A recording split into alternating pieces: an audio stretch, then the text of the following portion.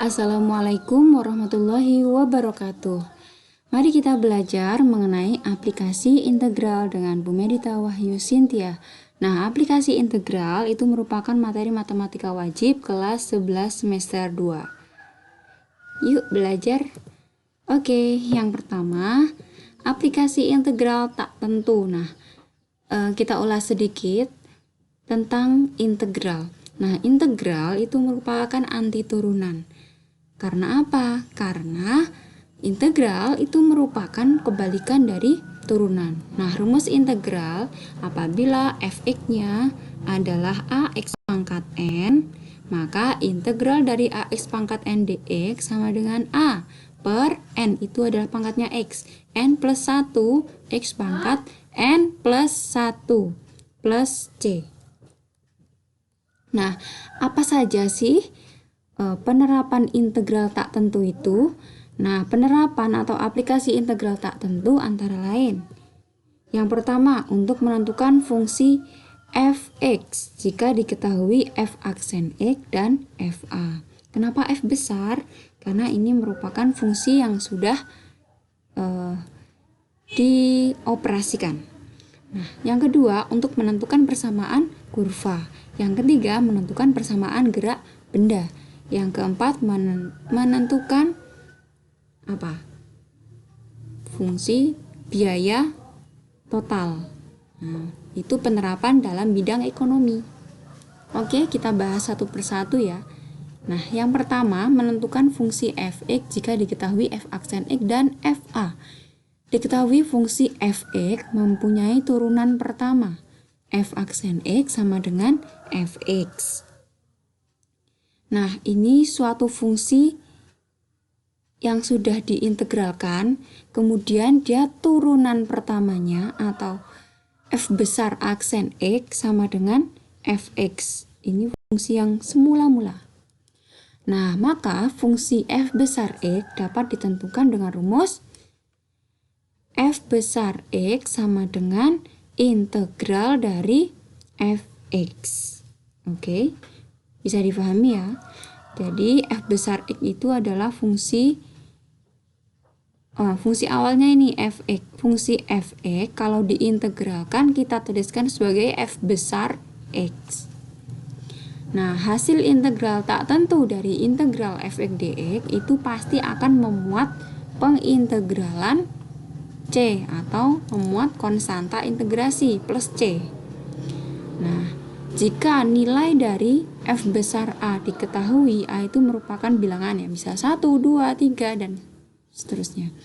Konstanta c itu akan mempunyai nilai tertentu, sehingga rumus fungsi f besar x dapat ditentukan. Nah, contohnya seperti ini.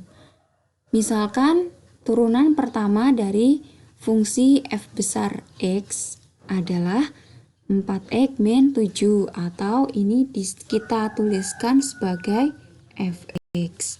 Fx-nya sama dengan 4x min 7. Kemudian f besar itu fungsi yang sudah diintegralkan. F besar 3 sama dengan 5. Tentukan rumus fungsi f besar x.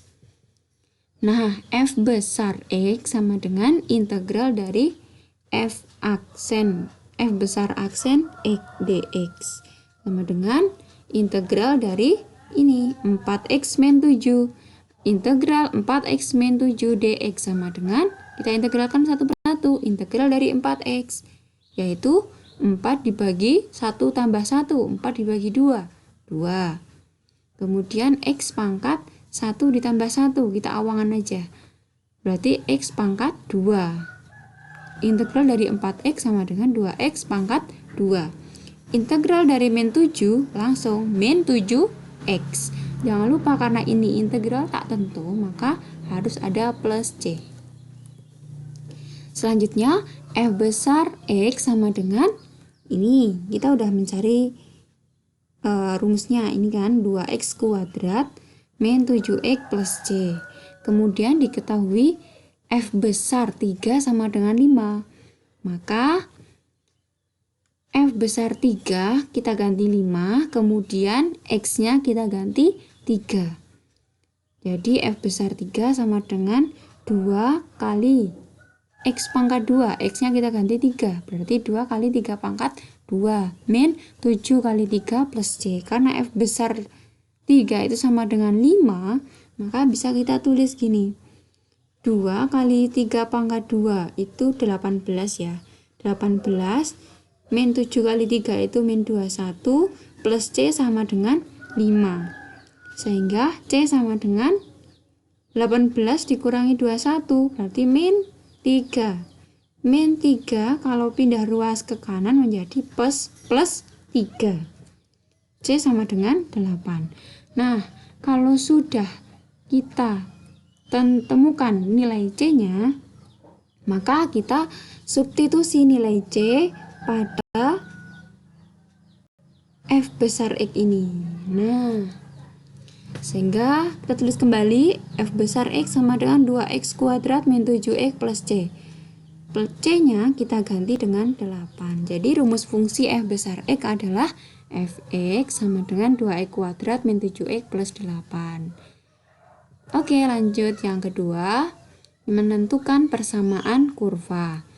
Suatu kurva Y sama dengan F besar X dapat ditentukan persamaannya apabila diketahui suatu garis singgung melalui titik singgungnya X1, Y1 dan gradien garis singgung suatu kurva itu kan diperoleh dari turunan pertama dari F besar X. Seperti pelajaran turunan yang menentukan garis singgung. Kalau menentukan garis singgung berarti untuk menentukan gradien garis singgung berarti turunan pertama dari fungsinya. Nah, misalkan Y sama dengan Fx, maka M sama dengan F aksen X, ya kan? Nah, sekarang kita ke contoh. Turunan kedua dari suatu persamaan kurva adalah Y double aksen sama dengan 12X plus 10. Kurva tersebut melalui titik ini, min 1,7, dan gradien garis singgung di titik tersebut sama dengan 5. Tentukan persamaan kurva tersebut. Jadi kita menentukan persamaan kurva dengan cara mengintegralkan. Mengintegralkan yang mana? Kita bahas. Nah, turunan pertama itu kita peroleh dari hasil pengintegralan Y double aksen. Nah, berarti Y aksen sama dengan integral dari Y double aksen. Kemudian Y double aksen itu yang mana? Yang ini. Itu turunan kedua dari persamaan kurva. Kita mau mencari apa? Mencari persamaan kurvanya. Dia adalah turunan keduanya, maka kita integralkan dulu untuk mencari Y aksen. Y aksen sama dengan integral Y double aksen. Double aksen, Y double aksen itu adalah 12X plus 10. Integral dari 12X plus 10 dx sama dengan integral dari 12X. Berarti 12 dibagi 2, X pangkat 2. Berarti 6X kuadrat. Integral dari 10 langsung plus 10X. Plus C, jangan lupa. Kenapa C1? Karena ini kita mengintegralkan yang pertama. Jadi kita tambahkan plus C1. Turunan pertama atau Y aksen menyatakan gradien garis singgung. Ingat, turunan pertama atau Y aksen itu menyatakan gradien garis singgung. Ini, misalkan tadi fungsinya Y sama dengan Fx, kalau pada materi turunan, untuk mencari gradien itu adalah turunan pertama dari Y atau turunan pertama dari Fx. Maka turunan pertama atau Y aksen menyatakan gradien garis singgung kurva di titik ini sama dengan 5. Sehingga kita peroleh, kita substitusi titik ini. Ini adalah M-nya. Kita substitusi M sama dengan ini 6X kuadrat. X-nya kita ganti ini. Ini adalah X. Kita ganti min 1.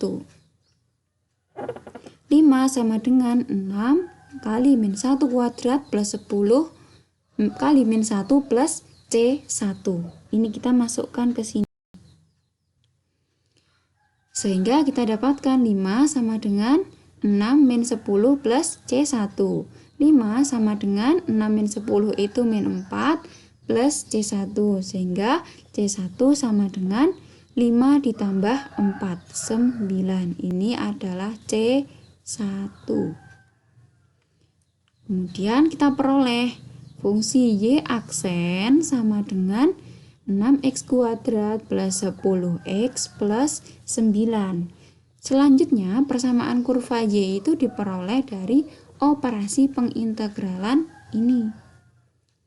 Untuk mencari persamaan kurva, nah berarti kan integral dari si Y aksen. Y aksen itu adalah apa? Turunan pertama dari persamaan kurva. Sehingga untuk mencari persamaan kurva, kita integralkan Y aksennya. Y sama dengan integral Y aksen dx. Y aksennya 6x kuadrat plus 10x plus 9 dx sama dengan 2x pangkat 3 plus 5x kuadrat plus 9x plus C2. Ini adalah hasil pengintegralan Y aksen. 2x pangkat 3 plus 5x kuadrat plus 9x plus C2. Karena tadi C pertama adalah pengintegralan Y double aksen. C2 pengintegralan Y aksen. Kemudian dengan cara yang sama dengan ini tadi, diketahui kan kurvanya itu melalui titik min 1,7. Sehingga kita peroleh Y. Ini kan Y-nya. Nah, ini adalah X-nya. Berarti Y-nya kita ganti 7. 7 sama dengan 2 kali min 1 pangkat 3 plus 5 kali min 1 kuadrat plus 9 min 1 plus C2 sama dengan 7. Nah, iya. Seperti ini ya. Kemudian kita dapatkan, kita peroleh C2 sama dengan 13. Jadi persamaan kurvanya, kita substitusi nilai C2-nya. Y sama dengan 2x pangkat 3 plus 5x kuadrat plus 9x plus 13. Yang kedua, itu yang ketiga, sekarang menentukan persamaan gerak.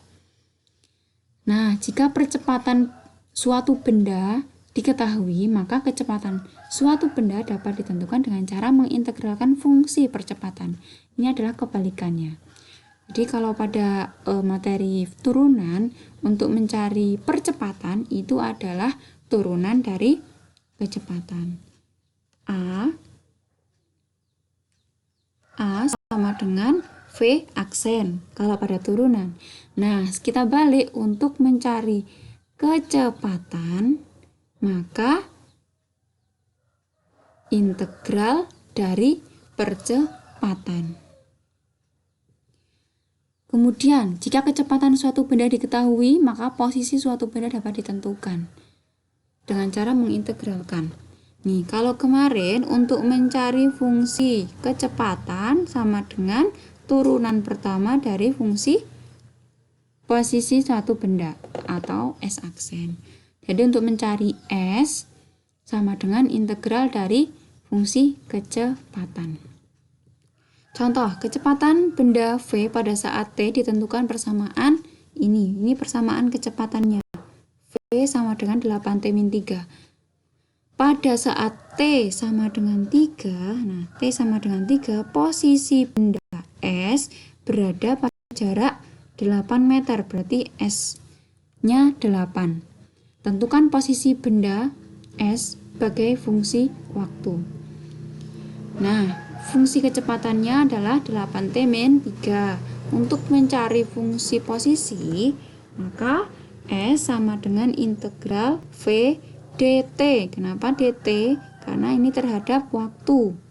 Sedangkan waktu itu kita lambangkan dengan T. Integral V dt. V itu 8T-3, dt integral dari 8T-3 itu 4T kuadrat min 3T plus C. Nah, kita peroleh S sama dengan 4T kuadrat min 3T plus C. Nah, Pada saat T sama dengan 3, jarak bendanya adalah 8 meter. Maka kita ganti. Ini 8 itu merupakan S, T-nya itu 3. Maka 8 sama dengan 4 kali 3 pangkat 2 min 3 kali 3 plus C. Sehingga kita peroleh nilai C-nya adalah 19. Jadi posisi benda ditentukan oleh, ini karena yang ditanyakan adalah posisi benda sebagai fungsi waktu, berarti S, gitu kan? Ya, boleh ditulis S saja. S sama dengan 4T kuadrat min 3T min 19. Kemudian yang keempat, penerapan integral dalam bidang ekonomi. Yang pertama fungsi biaya, yang kedua fungsi pendapatan. Ini pada dasarnya sama saja. Biaya itu merupakan fungsi terhadap kuantitas.